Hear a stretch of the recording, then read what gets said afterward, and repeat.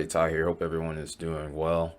Recent time, as we know, holidays are coming up, so things can sometimes be a little bit hectic, especially depending on your field of work. And mine, demand definitely increases during the holidays. And then also quiet, I wouldn't say fully quiet weather pattern, but a pretty quiet weather pattern, unless you're out towards the west, is kind of kept content on the down low here. So apologies there if you've been looking for videos over the last couple of days. If you have, I appreciate you, of course. Just always stay tuned. I will eventually put something up. Try to put up at least 2 to 3 videos a week at minimum. It's a little bit sketchy at times, though. But that being said, content today, of course, being towards the middle of the month, it's a thing we often do. We often will take a first look at the new monthly outlook here. This is going to be the first month of 2025, which is interesting. Hope you guys are excited for the new year and excited for the holidays as well.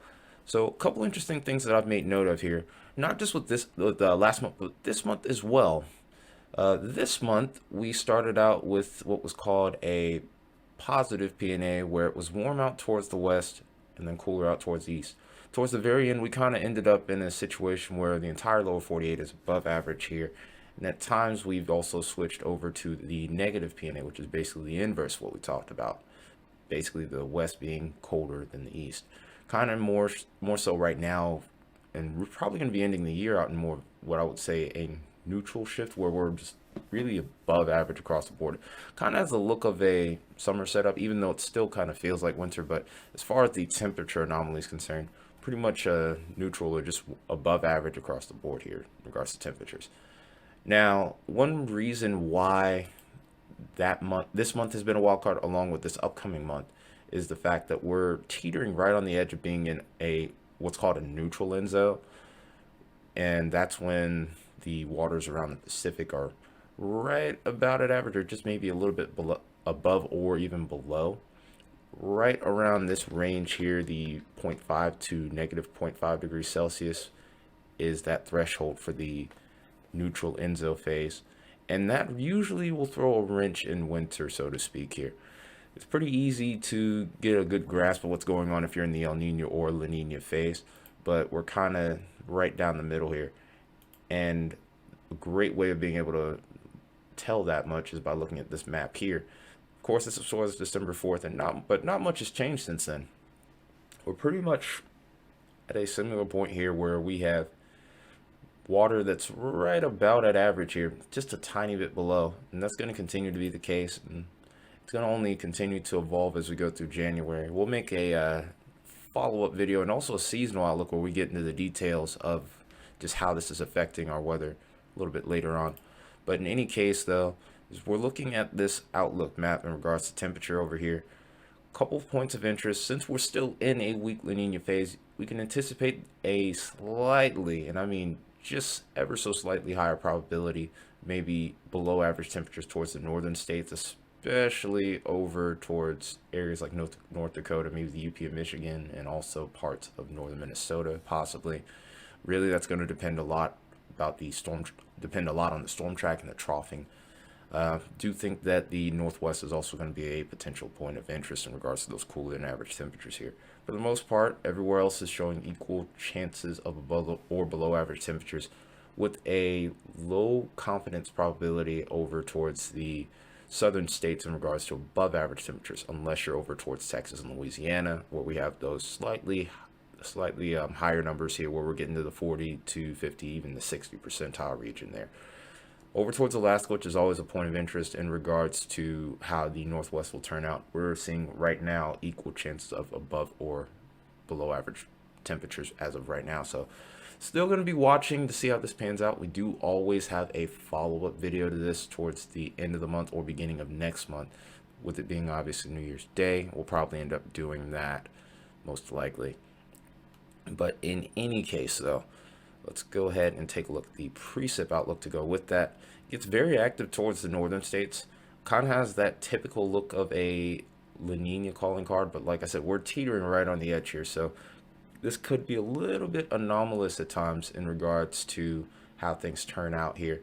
But over towards the west, especially over towards the northern Rockies, we're looking very active. There's a lot of confidence in that. right now. And then, of course, over towards the Ohio Valley, that's a point of interest as well. Areas further off to the south, this is typical also of a La Nina here, especially towards the southeast, where we're usually going to be a little bit drier here. Not saying that there's no chance of rain at any point over this 30-day average here, but precipitation might be a little bit below average here. And then, of course, over towards Alaska, it's kind of across the board here. Towards the northern part of the state, we're looking like we're going to be above average in precip here. Equal chance across the central and southern parts of the state, and the far southern part of the state looks like we're going to be a little bit below. So kind of flip-flopping a little bit. Definitely kind of an indicator of a, I wouldn't say super unstable pattern, but a pattern that seems like it'll be more so tough to predict, I would say, at this time. So interesting thing to take a look at here is going to be, of course, the oscillations here.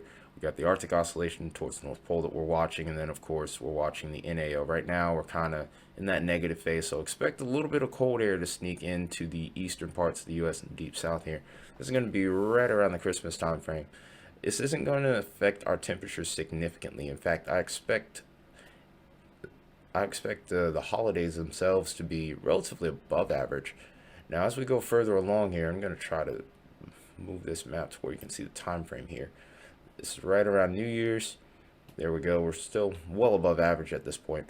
But notice that we're starting to see a little bit more cold air coming into the picture around that Arctic oscillation. So eventually we're going to see a little bit of that begin to sneak in here. Right now, those shots seem like they're going to be quick moving. So we're going to have a couple of days where we have that rapid cool down, and then eventually we're going to start to see us warm right back up.